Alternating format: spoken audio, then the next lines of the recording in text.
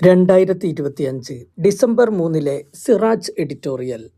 Umeed portal registration കാലയളവ് നീട്ടണം. വഖഫ് ഭേദഗതി നിയമപ്രകാരമുള്ള നിർബന്ധിത രജിസ്ട്രേഷൻ കാലാവധി നീട്ടണമെന്ന ഹർജി സുപ്രീംകോടതി തള്ളിയതോടെ രാജ്യത്തെമ്പാടുമുള്ള വഖഫ് കൈകാര്യകർത്താക്കൾ ആശങ്കയിലാണ്.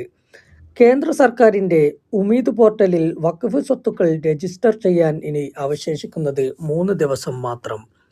അതേസമയം സർക്കാർ കണക്ക് പ്രകാരം രാജ്യത്ത് നിലവിലുള്ള 8.72 ലക്ഷം വഖഫ് സ്വത്തുക്കളിൽ 10% താഴെ വരുന്ന വഖഫ് സ്വത്തുക്കൾ മാത്രമേ ഇതിനകം രജിസ്റ്റർ ചെയ്തിട്ടുള്ളൂ. കേരളത്തിലെ 1.2 ലക്ഷം വഖഫ് സ്വത്തുക്കളിൽ 25% മാത്രമാണ് രജിസ്ട്രേഷൻ നടന്നത്. പോർട്ടലിന്റെ സാങ്കേതിക തകരാർ, ഉദ്യോഗസ്ഥർക്ക് ലഭിച്ച സാങ്കേതിക പരിശീലനത്തിന്റെ അപര്യാപ്തത, രേഖകൾ തേടിപ്പിടിക്കുന്നതിലുള്ള കാലതാമസം, രജിസ്ട്രേഷൻ സംബന്ധിച്ച സാധാരണക്കാരുടെ അജ്ഞത തുടങ്ങി പോർട്ടലൈസേഷന്റെ പുരോഗതിക്കുറവിന് പലതാണ് കാരണം. രാജ്യത്തുടനീളമുള്ള വഖഫ് സ്വത്തുക്കൾ മികച്ച രീതിയിൽ കൈകാര്യം ചെയ്യുക, സുതാര്യത ഉറപ്പുവരുത്തുക എന്നീ അവകാശവാദത്തോടെ ജൂൺ 6 കേന്ദ്ര സർക്കാർ ഉമീദ് പോർട്ടൽ ആരംഭിച്ചത്.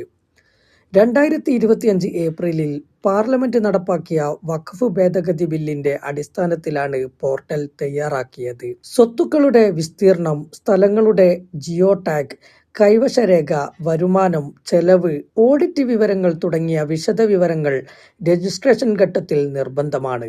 വഖഫ് ബോർഡിൽ നേരത്തെ മാനുവലായി രജിസ്റ്റർ ചെയ്തവർ അവസാന വർഷത്തെ കണക്ക് വഖഫ് ബോർഡിന് സമർപ്പിച്ച് അതിന്റെ വിവരങ്ങൾ കൂടി പോർട്ടലിൽ ഉൾപ്പെടുത്തേണ്ടതുണ്ട്. രാജ്യത്താകമാനമുള്ള വഖഫ് സ്വത്തുക്കളുടെ കേന്ദ്രീകൃത ശേഖരമായി പ്രവർത്തിക്കുന്ന പരിവർത്തനാത്മക ഡിജിറ്റൽ ഫോറം എന്ന് കേന്ദ്ര ന്യൂനപക്ഷ മന്ത്രി കിരൺ റിജിജു വിശേഷിപ്പിച്ച പോർട്ടൽ ജൂൺ 6 നിലവിൽ വന്നെങ്കിലും ചട്ടങ്ങൾ വന്നത് ജൂലൈ 3 ഇതേ തുടർന്ന് രജിസ്ട്രേഷൻ കാലാവധി 5 മാസമായി ചുരുങ്ങി. വാക്കാൽ നടന്ന വഖഫുകളാണ് രാജ്യത്ത് നിലവിലുള്ളവയിൽ പലതും. ഇസ്ലാമികമായി വഖഫിന് അത്രയേ ആവശ്യമുള്ളൂ. രേഖാമൂലം വഖഫ് ചെയ്യാത്ത സ്വത്തുക്കളും നൂറുകണക്കിന് ദശകങ്ങളായി രാജ്യത്ത് വഖഫായി കൈകാര്യം ചെയ്തു വരുന്നുണ്ട്. ഇതിന് രേഖകൾ ഉണ്ടാക്കുന്നത് പ്രയാസകരവും സങ്കീർണവുമാണ്. അതേസമയം രേഖകളില്ലാത്ത വഖഫ് സ്വത്തുക്കൾ പോർട്ടലിൽ രജിസ്റ്റർ ചെയ്യാൻ സാധിക്കില്ല. ഇതുമൂലം നല്ലൊരു വിഭാഗം വഖഫ് സ്വത്തുക്കളും ഉമീദ് പോർട്ടലിന് പുറത്തു പോകും. ഉത്തർപ്രദേശിൽ 80 കൊല്ലമായി വഖഫ് ചെയ്ത ഖബർസ്ഥാൻ രേഖകളുടെ അഭാവം മൂലം രജിസ്റ്റർ ചെയ്യാൻ കഴിഞ്ഞില്ല. ഇത്തരം വഖഫ് സ്വത്തുക്കളുടെ ഭാവി എന്താകുമെന്ന ആശങ്കയിലാണ് മുസ്ലിം ഇന്ത്യ. ഉമീദ് രജിസ്ട്രേഷനുമായി ബന്ധപ്പെട്ട ഇത്യാദി പ്രശ്നങ്ങൾ പരിഹരിക്കണമെന്ന് BJP ഭരണത്തിലുള്ള ഗുജറാത്തിലെ അടക്കം സംസ്ഥാന വഖഫ് ബോർഡുകൾ കേന്ദ്രത്തോട് ആവശ്യപ്പെട്ടിട്ടുണ്ട്. പോർട്ടലിന്റെ സാങ്കേതിക തകരാർ കൂടിയാണ് രജിസ്ട്രേഷൻ നടപടികളുടെ കാലതാമസത്തിന് കാരണമെന്ന വസ്തുത കണക്കിലെടുത്ത് കാലാവധി നീട്ടാനുള്ള ബാധ്യത കേന്ദ്രത്തിനുണ്ട്. പോർട്ടലിൽ രജിസ്റ്റർ ചെയ്യാൻ കേന്ദ്രം അനുവദിച്ച 6 മാസ കാലാവധി അവസാനിച്ചാൽ മുത്തവല്ലിക്ക് രജിസ്ട്രേഷനു വേണ്ടി വഖഫ് ട്രിബ്യൂണലിനെ സമീപിക്കാൻ വഖഫ് ഭേദഗതി നിയമത്തിൽ വ്യവസ്ഥയുണ്ടെങ്കിലും രജിസ്ട്രേഷന് അനുവദിച്ച 6 മാസത്തിനകം അപ്ലോഡ് ചെയ്യാത്തതിന് മുത്തവല്ലിക്ക് മതിയായ കാരണമുണ്ടെന്ന് ബോധ്യപ്പെട്ടെങ്കിൽ മാത്രമേ ട്രിബ്യൂണൽ അപേക്ഷ സ്വീകരിക്കേണ്ടതുള്ളൂ. അല്ലാത്തവ നിരസിക്കുമെന്ന് മാത്രമല്ല, കാലതാമസം വരുത്തിയതിന് മുത്തവല്ലിമാർ ശിക്ഷിക്കപ്പെടാനും സാധ്യതയുണ്ട്.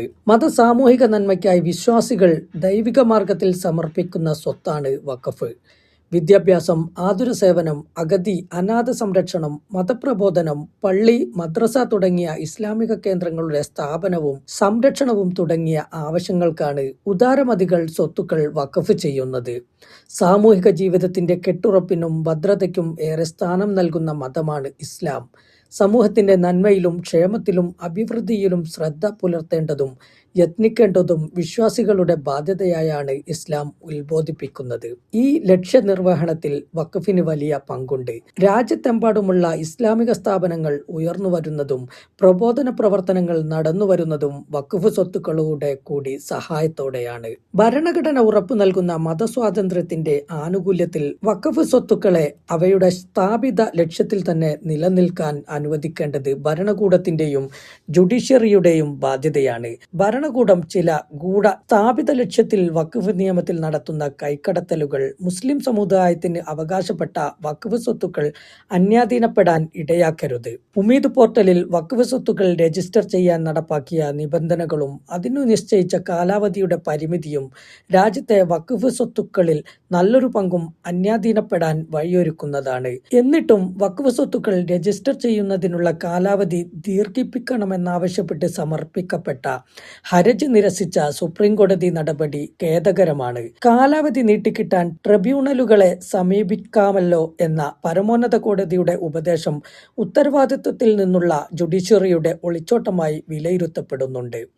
മുസ്ലിങ്ങളുടെ താൽപര്യങ്ങളെ പ്രതികൂലമായി ബാധിക്കുന്ന കേന്ദ്ര നടപടികളിൽ സമീപകാലത്തായി കേന്ദ്രത്തെ പ്രീണിപ്പിക്കുന്ന നിലപാടാണ് സുപ്രീം കോടതിയിൽ നിന്ന് പൊതുവെ കണ്ടുവരുന്നത്.